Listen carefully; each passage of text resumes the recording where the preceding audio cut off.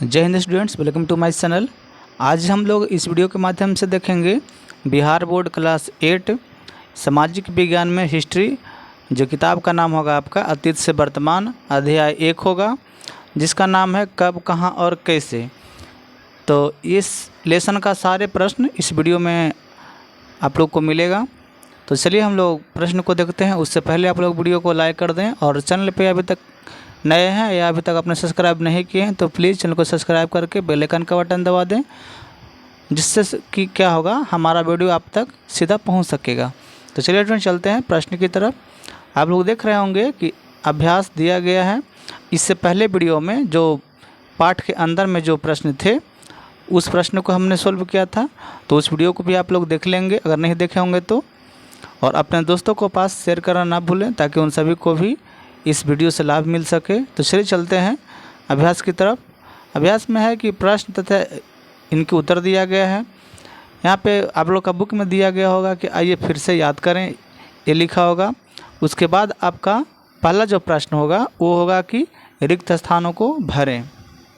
पहला है प्रश्न क्या, रिक्त स्थानों को भरें। पहला है कि पूंजीपतियों का मुख्य उद्देश्य था अधिक से अधिक क्या कमाना।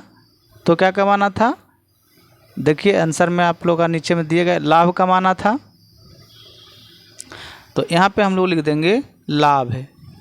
यहाँ पे क्या लिख देंगे, लाभ। ख में दिया गया है कि 15वीं शताब्दी में एक नए आंदोलन की शुरुआत हुई जिसे कहते हैं, क्या कहते हैं, तो इसका आंसर हो जाएगा पुनर्जागरण। नेक्स्ट प्रश्न है कि मशीनों से वस्तु के उत्पादन की प्रक्रिया को कौन सी क्रांति कहा जाता है। तो देखिए यहाँ पे औद्योगिक क्रांति कहा जाएगा। याद रखना है क्या कहा जाएगा, औद्योगिक क्रांति। तो यहाँ पे लिख देंगे औद्योगिक क्रांति। घ में है खाली स्थान दिया गया है, में सरकारी दस्तावेजों को सुरक्षित रखा जाता है।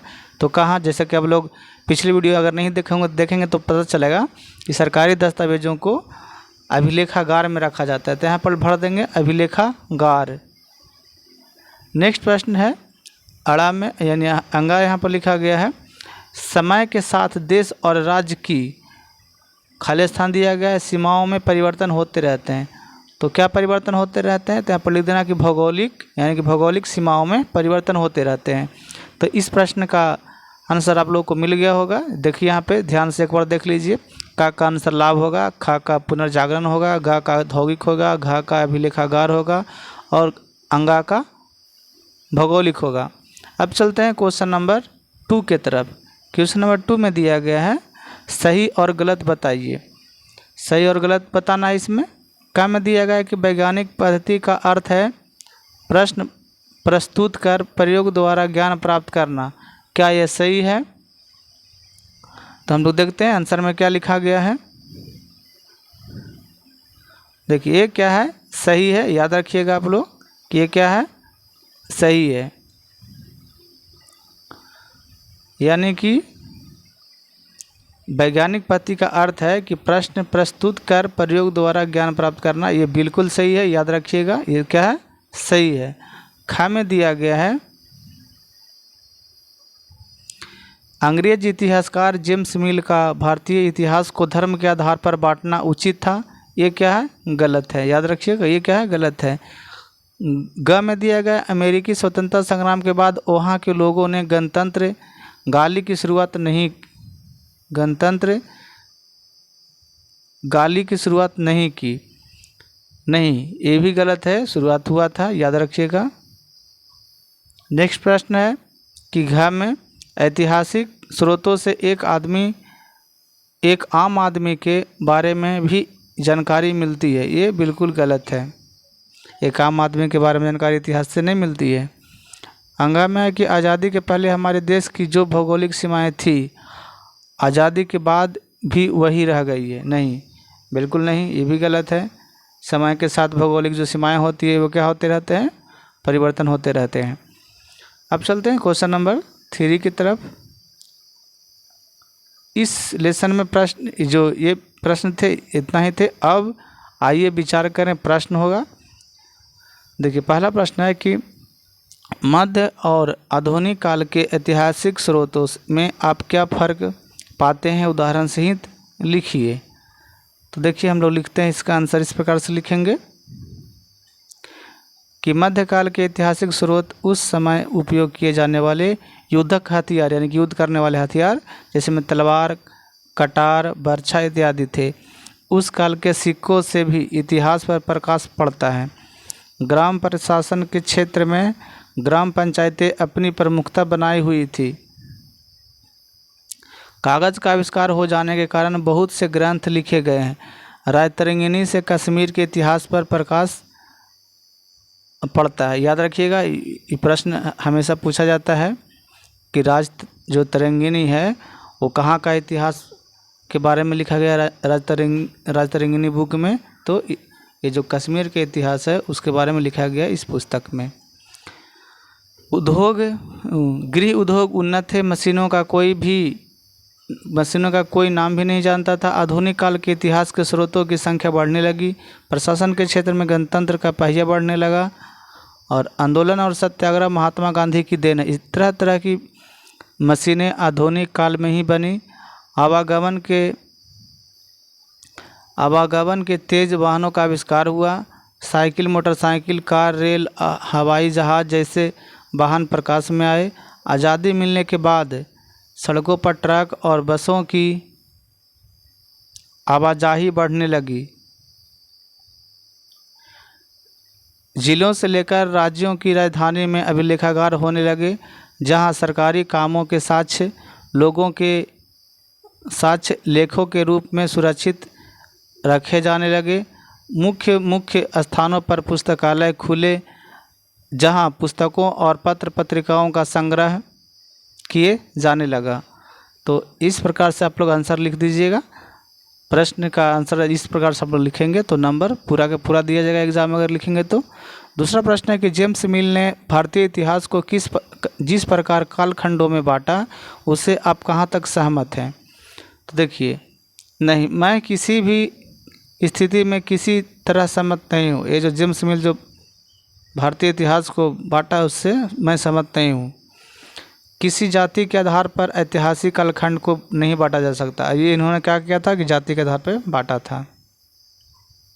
जहाँ तक भारत की बात है, शासन किसी भी जाति का रहा हो, हिंदुओं की संख्या यहाँ सदैव अधिक रही है। जाति के स्थान पर उसे देसी विदेशी की बात लिखनी चाहिए थी। किसी भी देश में किसी भी काल में शासन किसी जाति का है, वहाँ सभी जाति के लोग हुआ करते हैं। अतः मिल का जो हिंदू काल और मुस्लिम काल लिखना अत्यंत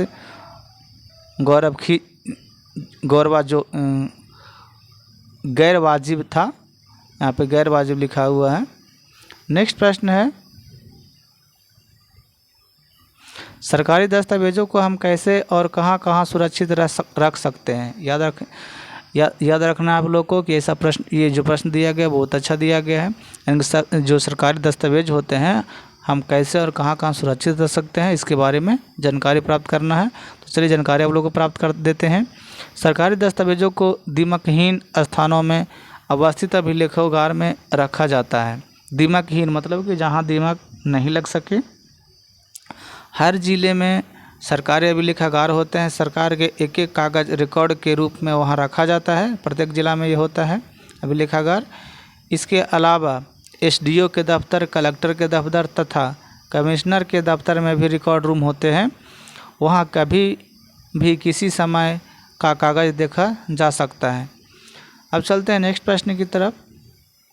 नेक्स्ट प्रश्न में दिया गया है चौथा में कि यूरोप में हुए परिवर्तन किस प्रकार आधुनिक काल के निर्माण में सहायक हुए।